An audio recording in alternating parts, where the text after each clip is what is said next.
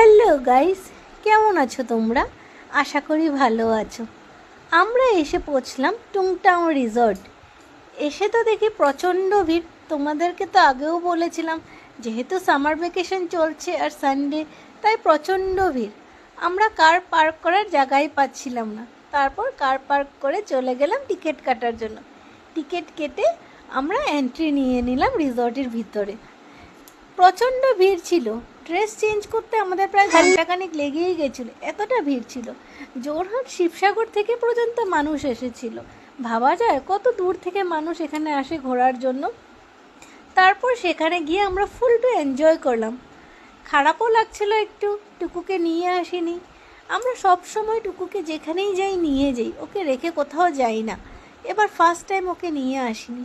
Actually এতটা জল, সারাক্ষণ থাকতে হবে, ঠান্ডা লেগে যাবে, তাই ওকে নিয়ে আসিনি।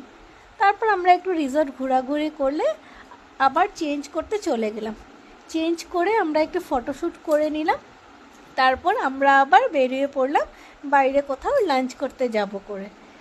রাজ বলল, সবসময় তো আমরা নর্মালি খাওয়া দাওয়া খাই, চলো আজ একটু অ্যাসামিস থালি ট্রাই করি। আজ আমরা খেয়ে নিলাম টুপোলা ভাত। আগে কখনো ট্রাই করিনি। রাজ বলল, ভালোই লাগবে, খেয়ে দেখো। ও আগে ট্রাই করেছিল, বাট আমি ফার্স্ট টাইম খেলাম, বেশ ভালোই লাগলো খেয়ে। তারপর আমরা খাওয়া দাওয়া করে আবার বাড়ি ফিরে আসলাম। রাস্তায় টুকুকে পিক করে নিলাম তিনসুকিয়া থেকে। ওকে নিয়ে আমরা আবার আমাদের বাড়ি ফিরে আসলাম।